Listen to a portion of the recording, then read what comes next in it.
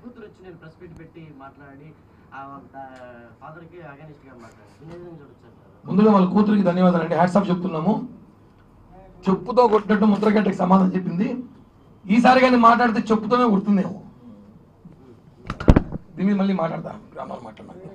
పద్మనాభం గారి కూతురు కూడా పవన్ కళ్యాణ్ గారి పూర్తి మద్దతు తెలియజేస్తా ఉంది. అంటే పిఠాపురంలో ఏమైపోయిందంటే కొంతమంది పెయిడ్ ఆర్టిస్టులు చేరిపోయారు ఇప్పుడు వచ్చి వైసీపీ నుంచి.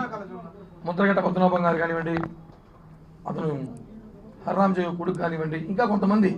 అంటే ఈ రోజు ఆయన కూడా తెలుసుకుంది పిఠాపురం 1,00,000 మెజార్టీతో పవన్ కళ్యాణ్ గెలుస్తున్నాడు కాబట్టి వాళ్ళందరూ తెలుసు కాబట్టి చెప్తున్నా. ఆయన కూడా వచ్చి ఈరోజు మా తండ్రి గారు వైసీపీకి అమ్ముడుపోయాడు, కేవలం పవన్ కళ్యాణ్ గారిని మాట్లాడడానికి మాత్రమే ఆయన వాడుకుంటున్నారు, మా నాన్నకి అంత సినిమా లేదు, ముసలోడు అయిపోయినాడు అని చెప్పింది ఆయన.